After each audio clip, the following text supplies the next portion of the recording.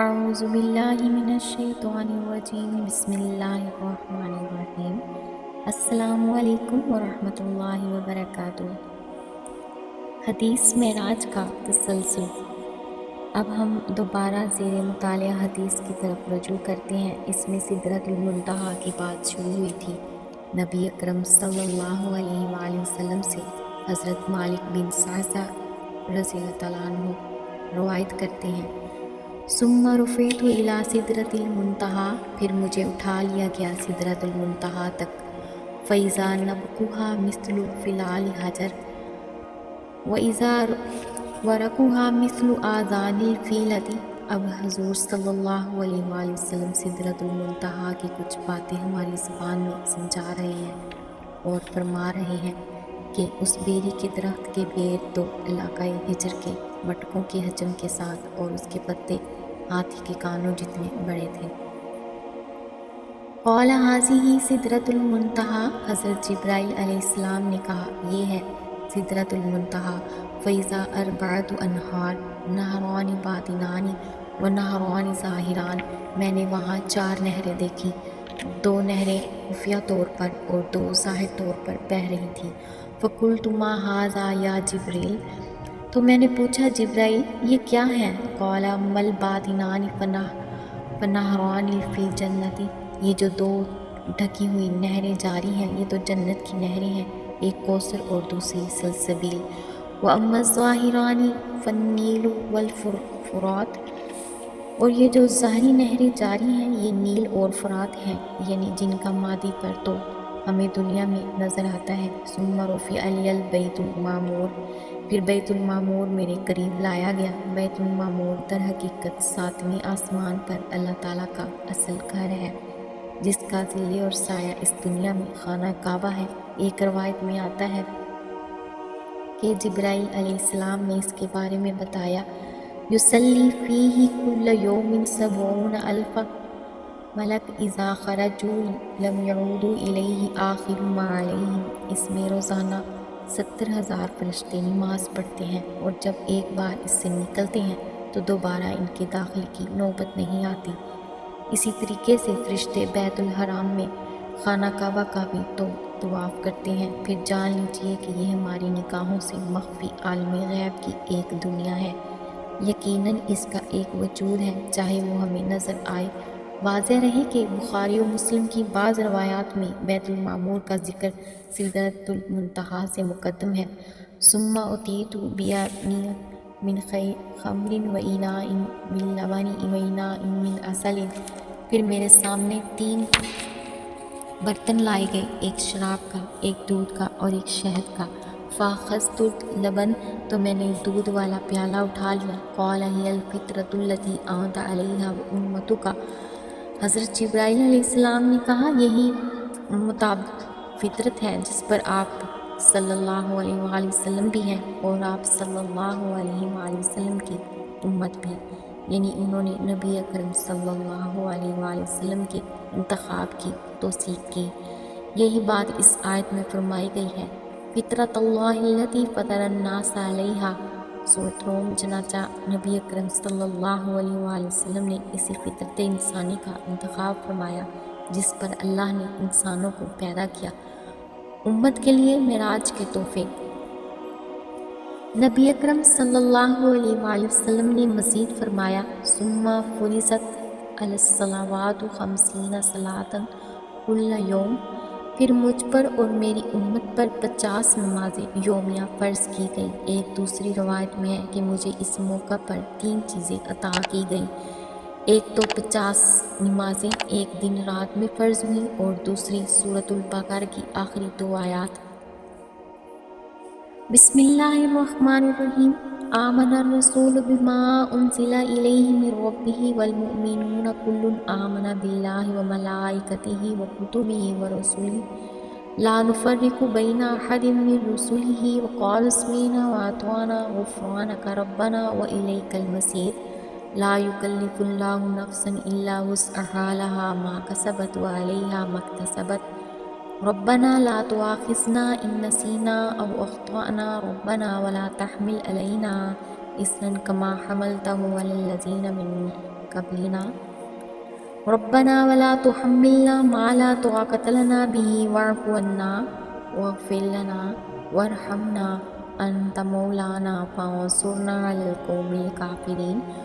اور تیسری چیز یہ ہے کہ آپ صلی اللہ علیہ وآلہ وسلم کی امت کے گناہ کبیرہ بھی بغیر توبہ کے معاف ہو سکیں گے۔ یہ خصوصی تحفے ہیں جو بارگاہ رب العزت سے اس مقام پر شب معراج میں محمد رسول اللہ صلی اللہ علیہ وآلہ وسلم کو امت کے لیے عطا ہوئے۔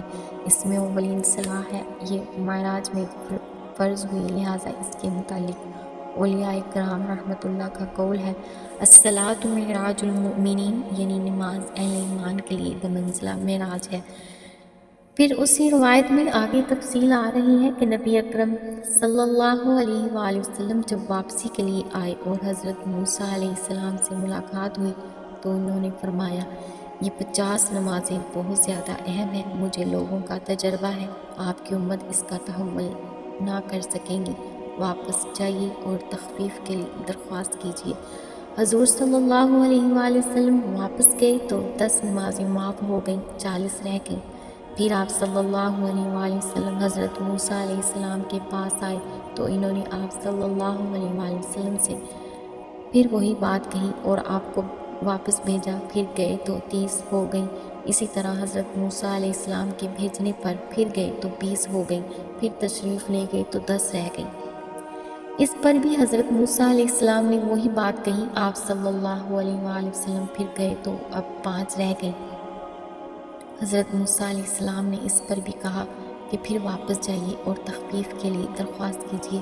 5 نمازیں بھی آپ صلی اللہ علیہ وآلہ وسلم کی امت کے لیے بھاری ہوں گی، لیکن حضور صلی اللہ علیہ وآلہ وسلم نے فرمایا کہ اب مجھے شرم آتی ہے، اتنی مرتبہ جا چکا ہوں کہ اب مزید جانے میں حیا محسوس کر رہا ہوں، لہٰذا میں اسی پر راضی ہوں اور اس معاملے کو اللہ کے سپرد کرتا ہوں۔ حضور صلی اللہ علیہ وآلہ وسلم فرماتے ہیں کہ جب میں موسیٰ علیہ السلام کے پاس سے واپسی کے لیے روانہ ہوا تو ایک ندا کرنے والے کی ندا آئی کہ اللہ تعالیٰ فرماتا ہے میں نے اپنے فرض کو نافذ کر دیا ہے اور اپنے بندوں کا بوجھ ہلکا کر دیا ہے اور میں نیکی کا بدلہ 10 گنا دیتا ہوں۔ ایک دوسری متفق علیہ روایت کے آخر میں اس کا ذکر ہے کہ اللہ کے ہاں یہ 5 نمازیں اجر و ثواب کے حساب سے 50 نمازوں کے مساوی ہیں۔ اللہ تعالیٰ کے ہاں قول بدلہ نہیں چاہتا۔ میں نے بقیہ حدیث کی ترجمانی اپنے الفاظ میں کر دی ہے، اب اس کے آخری حصے کا متن بھی ملاحظہ کر لیجئے۔ فرجعت إلى موسى فقال بما أمرت وقلت أمرت ب5 صلوات كل يوم قال إن أمتك لا تستطيع 5 صلوات كل يوم وإني قد جربت الناس قبلك وعالجت بني إسرائيل أشد المعالجة فارجع إلى ربك فاسأله التخفيف لأمتك قال سألت ربي حتى استحييت ولكني أرجع وأسلم قال فلما جاوزت نادى مناد أمضيت فريضتي وخففت عن عبادي وأجزي حسنة عشرا۔ صحیح بخاری میں یہ حدیث کتاب مسلم میں کم پیش الفاظ کے ساتھ کتاب الایمان باب الاسراء برسول صلی اللہ علیہ وآلہ وسلم الی السماوات والسماوات میں بھی آئی ہے۔ اس متفق علیہ روایت کے علاوہ بھی واقع معراج کے متعلق کثیر روایات موجود ہیں۔ حضور صلی اللہ علیہ وآلہ وسلم کو جنت و دوزخ کے جو مشاہدات کرائے گئے وہ دوسری روایات میں مذکور ہیں، لیکن اسناد کے اعتبار سے کسی دوسری روایت کا وہ درجہ اور مرتبہ نہیں ہے جو اس روایت کا ہے۔ ایک دوسری روایت میں آتا ہے کہ پھر حضور صلی اللہ علیہ وآلہ وسلم واپس مسجد اقصی تشریف لائے اور وہاں سے براق پر مکہ مکرمہ مناجات ہوئی۔ میں چند دوسری روایات کی روشنی میں عرض کر چکی ہوں کہ اس پورے سفر معراج کے دوران وقت بالکل نہیں گزرا، گویا وقت کہیں روک دیا گیا اور پوری کائنات کو کہیں تھام دیا گیا۔ یہ بات تو وہ ہے جو آج سے پہلے بھی سمجھ میں آ سکتی تھی کہ شاید کسی ایک وقت پر پوری کائنات کو روک دیا گیا ہو اور کسی کے لیے بھی وقت بالکل نہ گزرا ہو، لیکن جیسا کہ میں نے عرض کیا کہ اس وقت تو یہ بھی سمجھ میں آتا ہے کہ سب کے لیے وقت گزر رہا ہو، لیکن اب صرف محمد رسول اللہ صلی اللہ علیہ وآلہ وسلم کے لیے نہ گزرے۔ تاہم یہ بات زیادہ کریم قیاس ہے کہ اس پورے سفر کے لیے وقت کی رفتار کو روک دیا گیا ہو۔ کسی شاعر نے کیا خوب کہا ہے، آگے بڑھو یا وقت کی رفتار روک دو، تو یہ وقت کی رفتار محمد رسول اللہ صلی اللہ علیہ وآلہ وسلم کے لیے روک دی گئی تھی۔ واللہ اعلم۔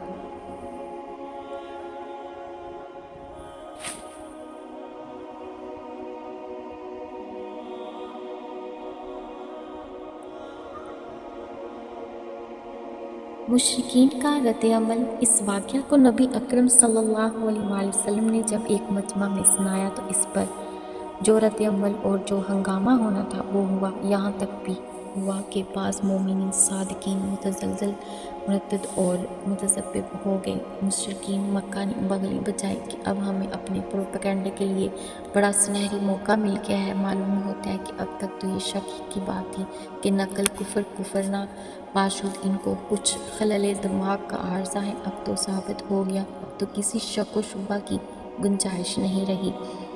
آپ حضرات خود اس کا اندازہ کیجئے کہ یہ واقعہ مکہ میں مجمع عام میں بیان کیا جا رہا ہے، جہاں منکرین نبوت کی عظیم ترین اکثریت ہے، وہاں کیسی ہنگامہ آرائی ہوگی۔ پھر مشرکین کی جانب سے امتحانی سوالات کیے گئے۔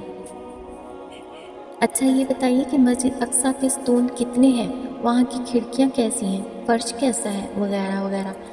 حضور صلی اللہ علیہ وآلہ وسلم فرماتے ہیں کہ میں گھبرا گیا، اس لیے کہ ایسی تفصیلات کس کو یاد رہتی ہیں۔ مسجد اقصیٰ میں جا کر حضور صلی اللہ علیہ وآلہ وسلم ستون تو نہیں گنتے رہے تھے، لیکن جب ایسے سوالات کیے جا رہے تھے تو عین ممکن تھا کہ مجمع میں تالی پٹ جائے، مگر اچانک اللہ تعالیٰ نے آپ صلی اللہ علیہ وآلہ وسلم کے سامنے مسجد اقصیٰ کو ظاہر کر دیا۔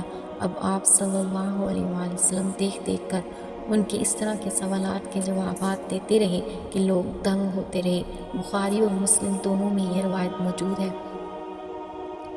عن جابرین عبد اللہ رضی اللہ عنہ انہ سمع رسول اللہ صلی اللہ علیہ وآلہ وسلم یقول لما کذبتنی قریش قمت فی الحجر فجل اللہ لی بیت المقدس فتفقت اخبرهم عن آیاتہ وانا انظر الیہ۔ حضرت جابر بن عبداللہ رضی اللہ تعالیٰ عنہ سے روایت ہے کہ انہوں نے رسول اللہ صلی اللہ علیہ وآلہ وسلم کو یہ فرماتے ہوئے خود سنا، جب مجھ کو قریش نے واقعی معراج پر جھٹلایا تو میں حجر میں کھڑا ہوا، پھر اللہ تعالیٰ نے بیت المقدس کو میرے سامنے ظاہر فرما دیا، چنانچہ میں نے ان کو اس کی نشانیاں بتانی شروع کر دی اور میں اس کو دیکھتا جاتا تھا۔